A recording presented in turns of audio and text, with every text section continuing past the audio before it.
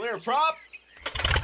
Star 73 is Yankee number 2 following twin traffic, 3 mile final. There's Hudson. 1 Charlie Bravo, extra in runway 25, going 4 mile final. This is Behind the Prop with United Flight Systems owner and licensed pilot Bobby Doss and his co-host, Major Airline Captain and designated pilot examiner Wally Mulhern. Now let's go Behind the Prop. What's up, Wally? Hey, Bobby, how are you? I am fantastic. This week we're going to take on a technical subject. We haven't done this in a while. We've kind of done some interviews. We've done some topics on weather and night flying and those sorts of things. But this week we're going to take on a technical topic that you deal with almost on a daily basis, probably a daily basis between check rides and your flying career, and that's weight and balance. Today is all about weight and balance. How many weight and balance calculations do you review on a weekly basis?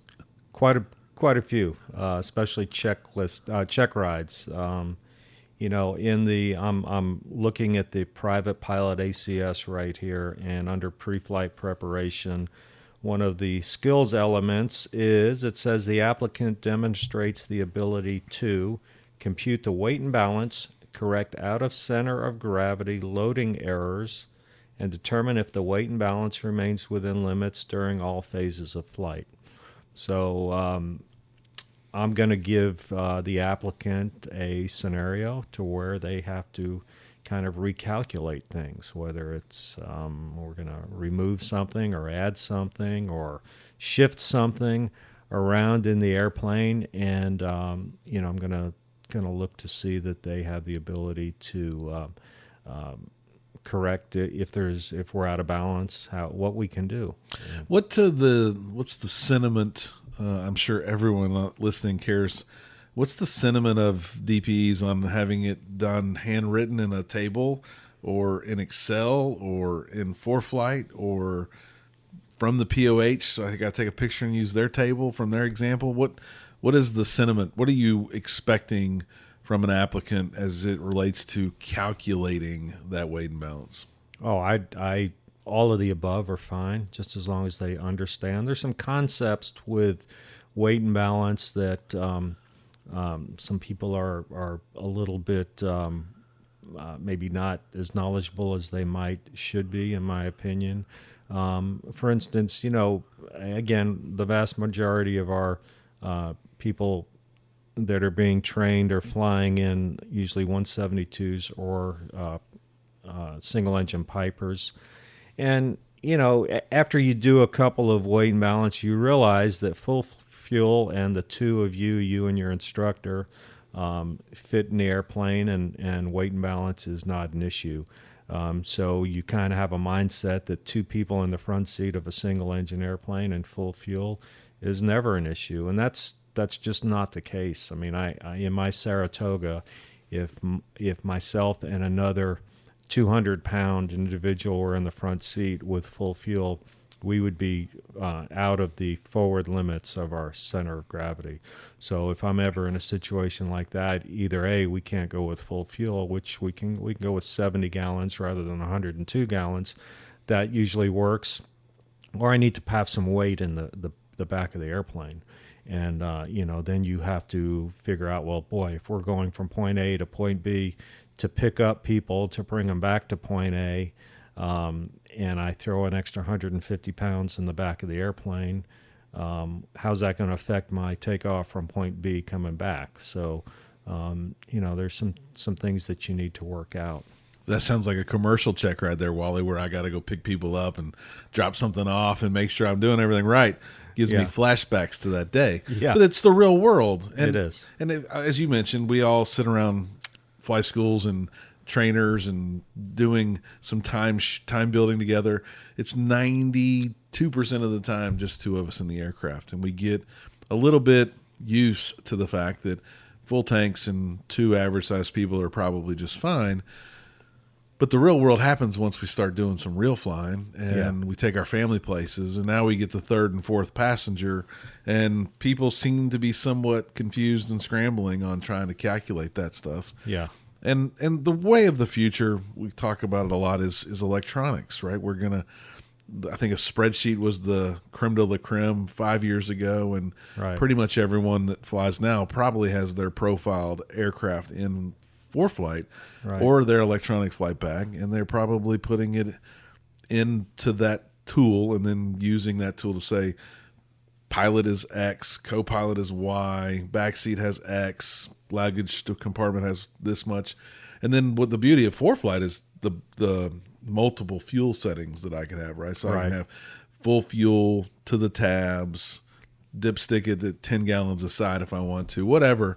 I can understand exactly the fuel loads that I have and have multiple of them in ForeFlight or any electronic flight bag for that matter. Yeah. Which really makes it easy for me to know where I need to be. Yeah. But I need to make sure that all those things add up to the right numbers, and that I'm in balance, and that I have the right takeoff loads. For me, in the 182 that I fly more often than not, there is a max ramp weight, a max takeoff weight, and a max landing weight. And I assume in an emergency I'm going to land no matter what, of course, but I have to be cognizant of that additional 300 pounds that I have to burn off before I land. Right. That's a lot of flying if I'm going to take off with max takeoff weight and then land somewhere and not. That's 50 gallons of fuel that I got to get rid of, right? Yeah. That's not Yeah. it's not a short trip. It's not a Yeah. really long trip, but it's not a short trip either. Yeah. Yeah. And one thing I will ask on checks, I'll say, what's the max takeoff weight of our airplane? And I'm really a little bit surprised that it's just not on the tip of the tongue for most people. They can't tell me it's 2,300 pounds or 2,550 or whatever it may be.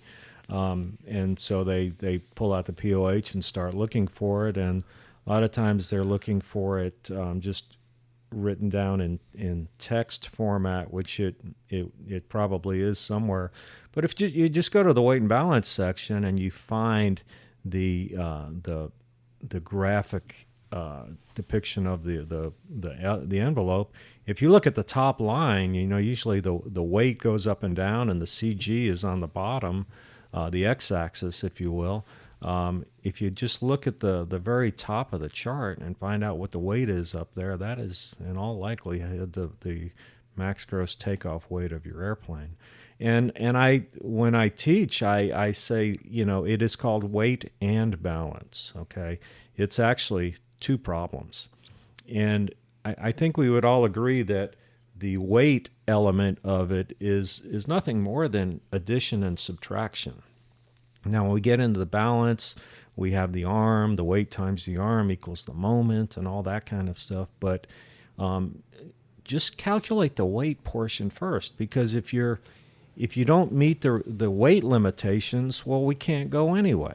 All right, so fix the weight first, and then look at the balance. And again, the weight is just adding things up. If you know what the weight of the airplane is, it weighs. Let's just make nice round numbers. Let's say we have an airplane that weighs 1,500 pounds is the empty weight of the airplane. And then we've got two people who each weigh 200 pounds. Okay, now we're up to 1,900 pounds. And we have 50 gallons of fuel, which is 300 pounds, 50 times 6. So now we're at 2,200 pounds. And we've got 400 pounds worth of baggage or freight, luggage, whatever. We're at 2,600 pounds. Well, we can't go. We are 100 pounds overweight, so it doesn't even matter where that the center of gravity is, because we're too heavy. So we need to make some adjustments before we even get into figuring out the balance portion. So you don't take the pilot out, though. You take other things out of the aircraft. Exactly. And 400 pounds is a lot of stuff. I'm not sure in that scenario what you'd be taking with you, but get rid of 100 pounds worth of bricks or whatever, and then do the balance portion. But you need to be familiar with your airplane, and when you enter your stuff in your electronic flight bag, ForeFlight, whatever. The old saying of garbage in, garbage out. If you put wrong data in there, obviously you're going to get wrong weight and balance information. So don't just trust your calculations. When you enter that data, you need to go in and do some manual weight and balance scenarios, and then do some on your EFB and make sure they come out the same. Yeah, you surely wouldn't want to just copy someone else's rendition, right? Right. Imagine we all have played the game Pass the Word, I'm assuming, in elementary school, and it never works out. Right.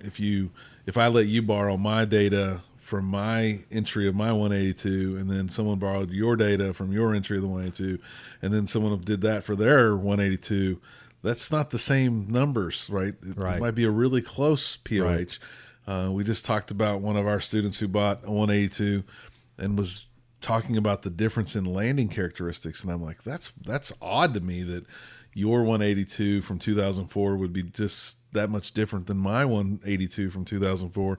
And he goes, oh, don't forget I have an air conditioner. And I was like, oh, he goes, it's only 60 pounds. And I'm like, well, 60 pounds, if you think in the grand scheme of things, useful load in a 182 is 1,100 pounds.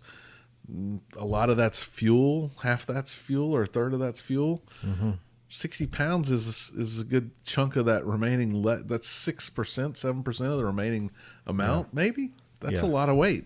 Right. So put all that in the back of the plane where his is installed. That's going to make that plane land a little bit different than one that doesn't have that. So I surely wouldn't want to copy my numbers into his flight bag and then him use it and forget about that 60 pounds, because that could really hurt somebody. Yeah, and that's an excellent point to think about. Summertime around here, everybody's saying, oh, boy, I wish we had an airplane with air conditioning. And it's something to think about. If you're ever considering adding air conditioning, you're going to add weight, which is going to take away from your payload, and you need to factor that in. I know in my 172, I have a which is kind of cool.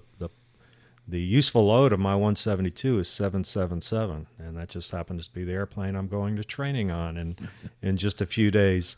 But I know my useful load is 777 pounds, and with 40 pounds of usable fuel, that's 240. So you subtract that from 777, and you get 537 pounds of stuff, people and luggage. So if you have, can you put 3 people in the airplane with full fuel? Well, you gotta figure out what the weight of the 3 people are.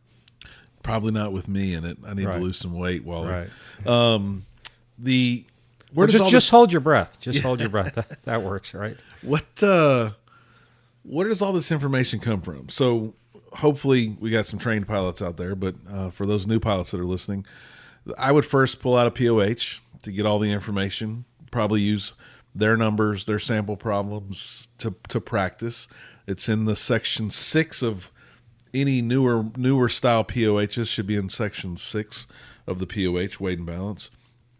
And then obviously you need the weight and balance of the aircraft. Where does that come from, Wally? When the plane comes from the factory, it's got a weight and balance in the POH, but what do you think the current weight and balance, what do you think the most recent weight and balance came from for your aircraft? Yeah, well, in my airplane, it's actually in the maintenance logs, and then we put a little revision in the POH that tells what the actual numbers are, because anytime you add something from a maintenance standpoint and add an equipment or take away anything, or technically if you take off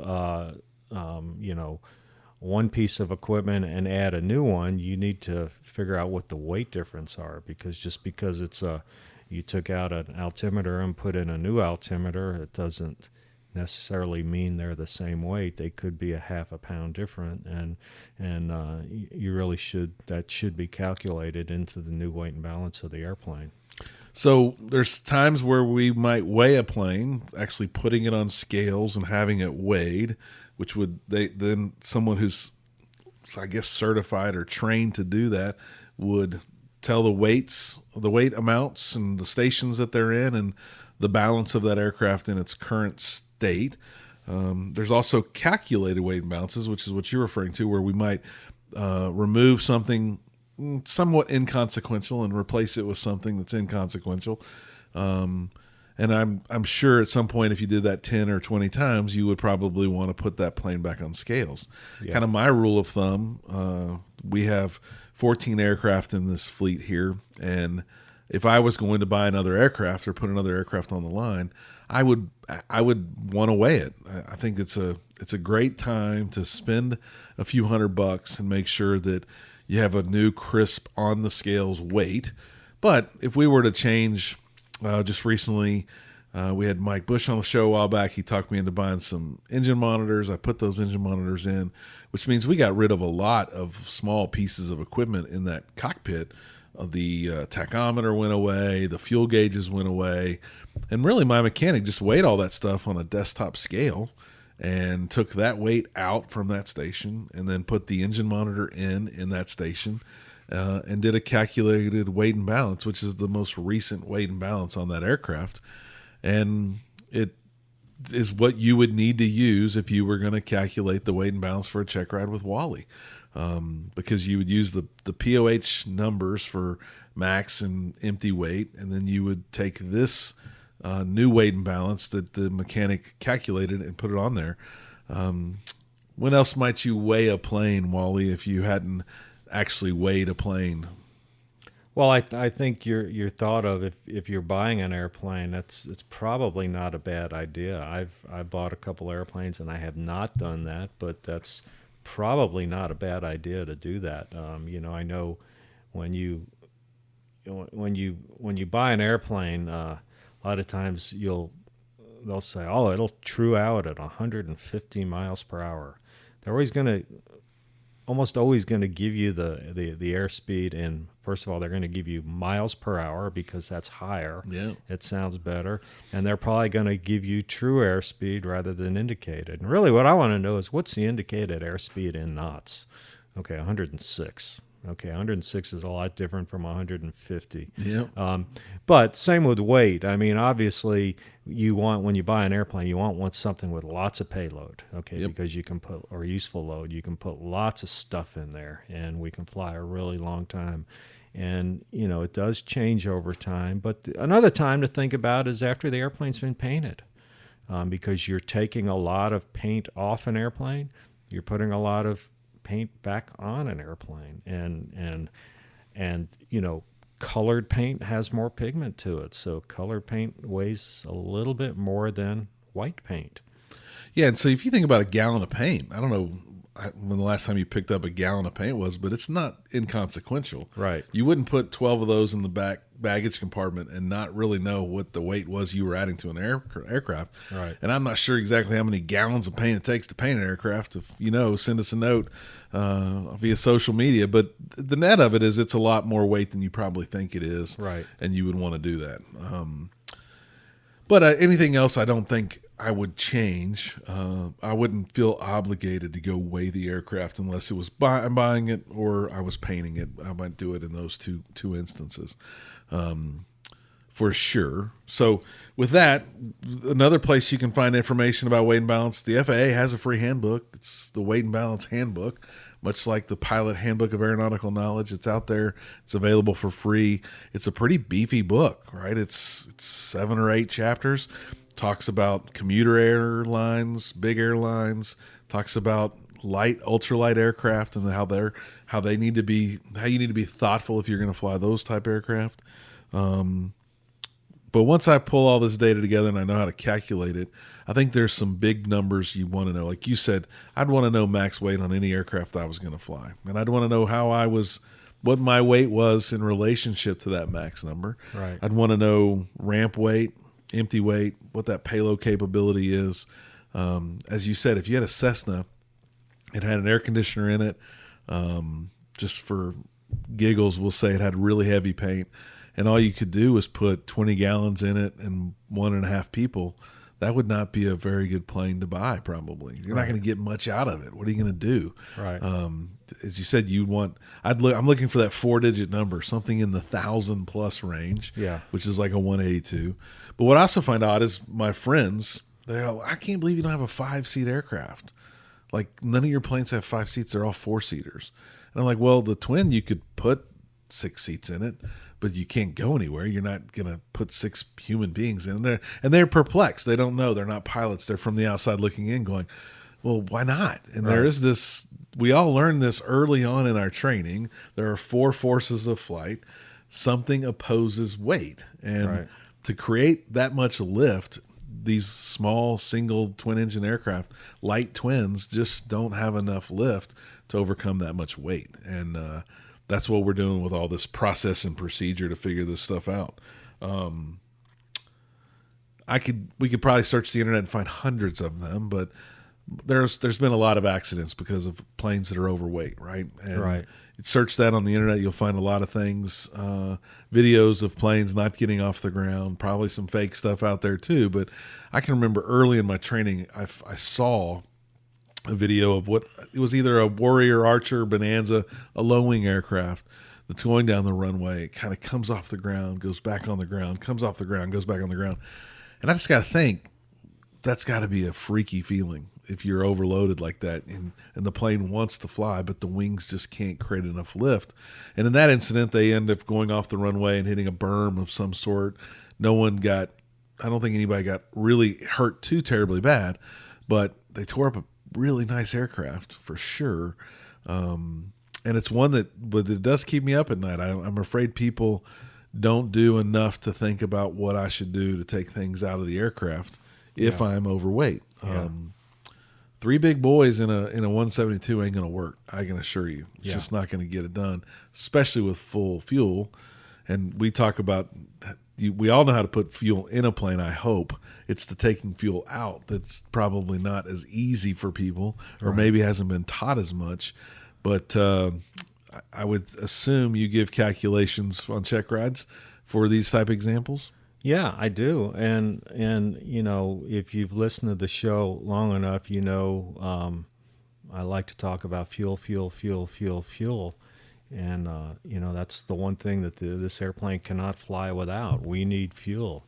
And you would almost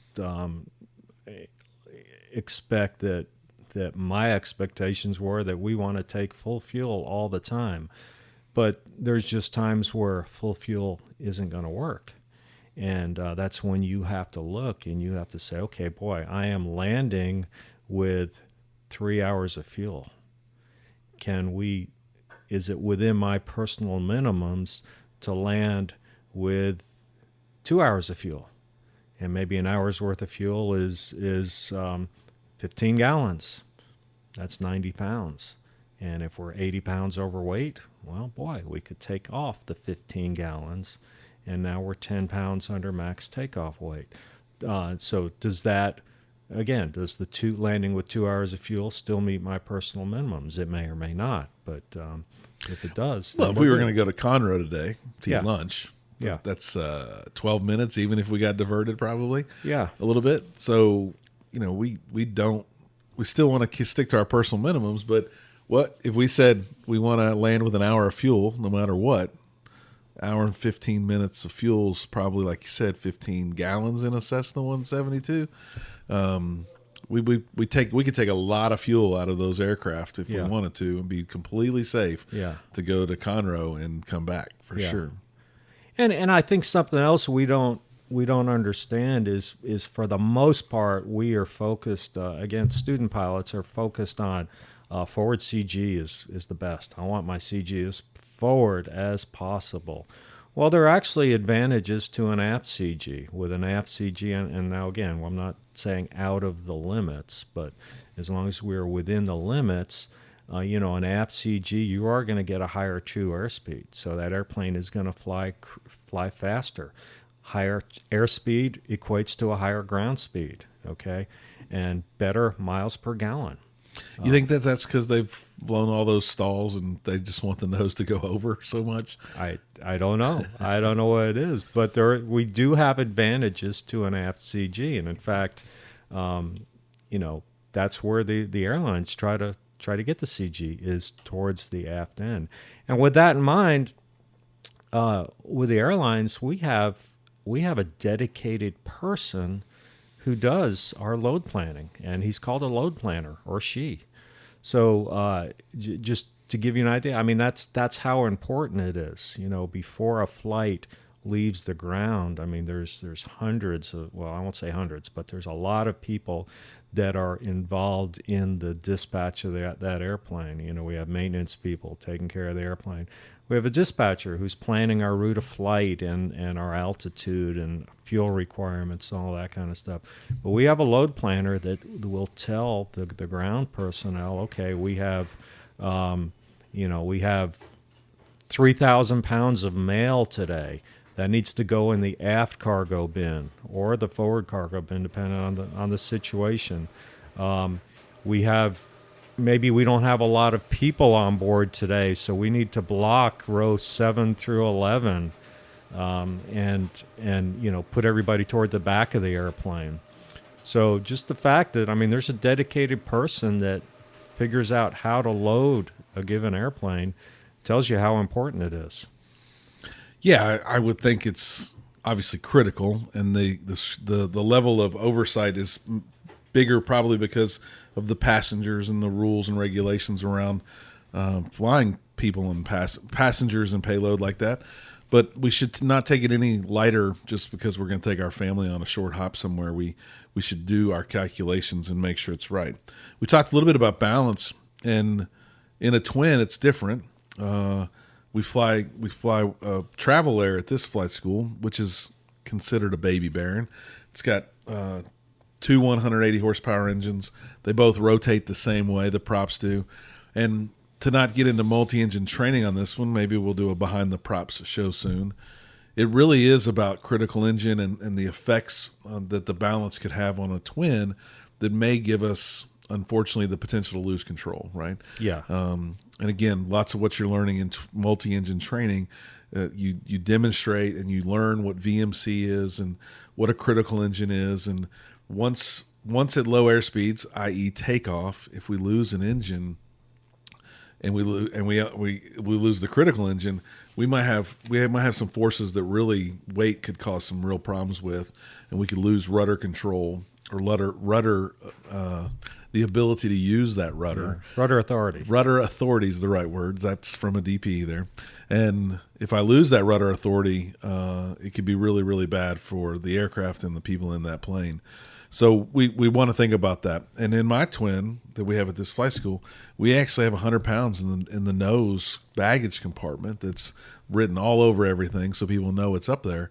But it is to help improve some of that center of gravity based on two people in the front seats or two people flying that aircraft during training to make sure that it doesn't get more aft, because that's where we're going to lose the ability to use that rudder. Yeah. Multi-engine training adds a whole new element. All the factors that are in play with a single-engine airplane are in play with a multi-engine airplane, but now we have some different things. If the airplane gets slow enough and, we could lose the ability to be able to maintain controllability using the rudder. And that's what VMC, that's velocity minimum controllable airspeed. And that's the bulk of your multi-engine training is going to be centered around that whole concept. So weight and balance becomes a little bit more critical in a multi-engine airplane. No question. What about, we talked before we started recording about a story that you had from your freight days. You want to tell that story to the listeners? Yeah, I used to fly canceled checks prior to 9/11. That was an industry that existed. Everything's digital now, but there were all kinds of airplanes flying canceled checks all over the country at night. They'd have to go from the local banks to the Federal Reserve Bank. Anyway, I worked for a company, and we did that. I flew from Monroe, Louisiana to New Orleans, back to Monroe to Dallas to Shreveport, and back to Monroe 4 nights a week. And I flew it in a Baron, and our contract that we had, the FBO, called for, and I'm making up the numbers. I'm not sure exactly what they were, but I'm going to say that our contract called for 800 pounds of freight, of canceled checks each night. And typically, when the guy would come out with the bags, we'd have 16 bags. And they'd all be about the same. So 800 divided by 16, it's about 50 pounds per bag. And I would usually help the guy put the bags in the airplane, and I would put as many in the nose of the airplane as I could, and the rest would go on the back of the airplane. And, of course, it was Part 135, so we were required to do a weight and balance every night. And, 50 pounds per bag, right? And I would have to lift them up and put them in the nose compartment, and I just... 50 pounds, that's a lot of weight. And I would kind of struggle with these 50-pound bags, putting them in the nose compartment.